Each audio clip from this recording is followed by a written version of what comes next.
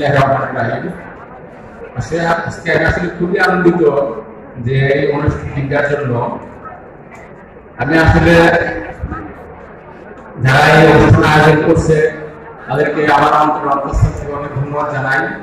তারা এই সমস্ত অনুষ্ঠান আয়োজন করতে প্রচুর পরিশ্রম করতে হয়, ব্যাকগ্রাউন্ড ওয়ার্ক করতে হয়। এখানে আমাদের যারা কর্মরত আছেন, শহরে যারা ডাক্তার আছেন, আমাদের প্রিয় ছাত্ররা আছেন, সবাই কিন্তু অনুষ্ঠান আয়োজনে তদারক পরিশ্রম করছেন, যে কারণে আমরা আসতে পারছি। আসলে আমি তো জানতাম না, কিন্তু প্রতিদিন সকালবেলা ফজরের নামাজের পরে হাঁটি, পরশু দিন হাঁটার সময় দেখলাম হয়েছে আর কি ডেকোরেশন করা হচ্ছে। পরে আমাদের ওয়ার্ড মাস্টারকে জিজ্ঞেস করলাম, বললো যে আসলে মানুষ মেডিকেল কলেজ দিয়ে আসবে। পরে আমি সাথে কালকে রেজিস্ট্রেশন করে এখানে জয়েন করছি। তবে আসলে প্রফেসর সাইদুল বলে গেছেন, সাইদুল আমার ক্লাসে আমাদের ফার্স্ট বয়স ছিল প্রফেসর রাজীব। আমরা অ্যাকচুয়ালি আমরা ছাত্র শুনে 233 জন ছাত্র ছিল আমি মেডিকেল কলেজে, সবচেয়ে হাইয়েস্ট একটা দুইটা ব্যাচে ভর্তি হয়েছিল। এবং অ্যাডমিশন টেস্টে এই এক মেডিকেল কলেজ জানা হয় না, প্রায় 6,000 উপরে ক্যান্ডিডেট পরীক্ষা দিয়েছিল। এই কাছে ইউনিভার্সিটি এখানে সিট করছিল। যাকে আসলে দীর্ঘদিন ধরে আমরা চাকরি আছি, এখানে চাকরি করছি। আমার অবশ্য চাকরির অভিজ্ঞতা খুব বৈচিত্র্যপূর্ণ। আমি চাকরি জীবনে প্রায় 21টা স্টেশনে চাকরি করছি। আমি সিদ্ধিরায় কলেজে 6বার ভর্তি হয়েছি। একদম ইন্টারনি ইনসার্ভিস ট্রেনিং থেকে শুরু করে medical officer, assistant registrar, registrar, RP, assistant professor, assistant professor, professor সবই আমি সিদ্ধিরায় কলেজ থেকে হয়েছি। যেরকম আমার বরিষ্ঠ বন্ধু সার্ভিস হয়েছে না। যাকে এখন আসলে আমরা অবসর জীবনে আছি। সরকারি চাকরি থেকে বেসরকারি প্রতিষ্ঠানে দীর্ঘদিন চাকরি করেছি। তবে আসলে আমার জুনিয়র ডাক্তার প্লাস আমাদের স্টুডেন্টদের প্রতি আমার কথা আর কি, অ্যাকচুয়ালি ডাক্তার হওয়ার একটা আসলে মানবতার সেবা ধর্ম। কিন্তু অনেকে আমি প্রশ্ন করছি যে ডাক্তার হওয়ার উদ্দেশ্য কি? এখন কিন্তু অনেকের ক্ষেত্রে ধারা দেওয়া স্পষ্ট। সবাই বলে মানুষ সেবা। মানুষ সেবা আসলে ব্যাপারটা তারা একজন মানুষ যারা করেছে সেটা কিন্তু মানুষ সেবা। অ্যাকচুয়ালি ডাক্তার হওয়ার উদ্দেশ্য to reduce morbidity and mortality of human beings. মানুষের কষ্ট দুঃখ লাঘব করা, মৃত্যু হার কমানোর জন্য যারা কাজ করছে তারাই কিন্তু ডাক্তার। কারণ ডাক্তার কিন্তু অন্য ডাক্তার আছে। এই ব্যাপারটা খেয়াল রেখে যেহেতু এটা মানবতার সেবা এবং আমাদের ইসলামের দৃষ্টিতে বক্তৃতা দিবেন। এখন বক্তৃতা নিয়ে আসছেন M16 ব্যাচের ডাক্তার আমিনুল হক স্যার, আমাদের এখানে বিভাগীয় প্রধান ছিলেন, এবং প্রফেসর চক্ষু বিশেষজ্ঞ। ধন্যবাদ।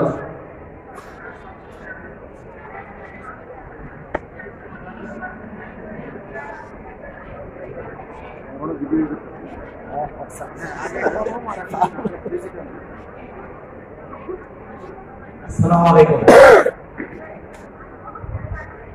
আজকে এই 500তম এমএমসি ডেতে উপস্থিত সকলকে আমি স্বাগত জানাচ্ছি। আর আমি নিজেকে অত্যন্ত গৌরবান্বিত মনে করতেছি যে আমি এখানে উপস্থিত হতে পেরেছি আপনাদের সকলের সাথে।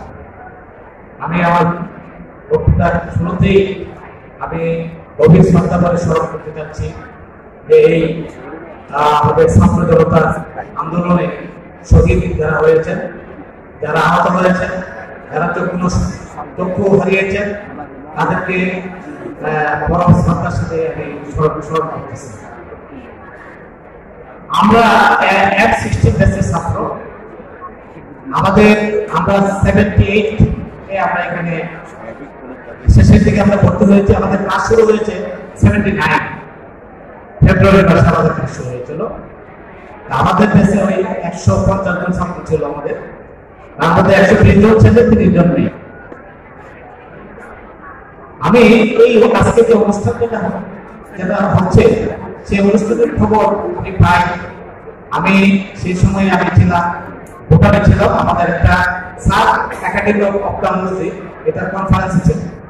তখন সেখান থেকে আমি এখানে আমাদের এমএমসি একটা এমএমসি অপথলমোলজি ডিপার্টমেন্টের একটা হোয়াটসঅ্যাপ গ্রুপ আছে, মেসেঞ্জার গ্রুপ, সেখানে এখানে পাই। এবং আমি তখন আমাদের এই ডিপার্টমেন্টের অপথলমোলজি ডিপার্টমেন্টের এদেরকে অনুরোধ করলাম যে আমার নামটা রেজিস্ট্রেশন করা, এবং সেই জন্যই তারা আমার নাম রেজিস্ট্রেশন করেছে এবং এই জন্য আমি এখানে আসতে পেরেছি।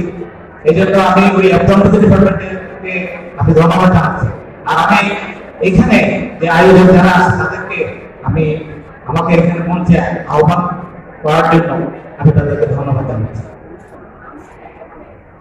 আর আমাদের সময়ে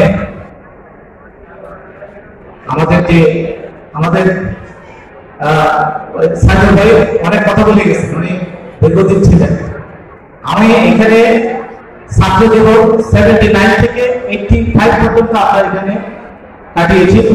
পরবর্তী সময়ে আমি পোস্ট গ্রাজুয়েশন করার পরে 2005 আমার এখানে ময়মনসিংহ মেডিকেল কলেজে অ্যাসিস্ট্যান্ট প্রফেসর হিসেবে জয়েন করি এবং 2019 প্রফেসর অপথলমোলজি হিসেবে এই দীর্ঘ 14 বছর আমি এখানে কাজ করেছি। টোটাল আমার I have counted in about 23 years. আমার নারীর সাথে এটা সম্পর্ক এই ময়মনসিংহ মেডিকেল কলেজ। এখানে পড়ার সময় আমাদের টিচার যারা ছিলেন ওনাদেরকে আমি অত্যন্ত শ্রদ্ধার সাথে স্মরণ করতেছি। অনেকেই নাই আমার যারা আমার মনে দাগ কেটেছিল, তার মধ্যে প্রফেসর জলিল স্যার, ফিজিওলজির প্রফেসর, ওনার কথা খুব মনে পড়ে। ওনার যেভাবে পড়াতেন, যে স্টাইলে পড়াতেন, এটা খুব মর্মস্পর্শী পড়া।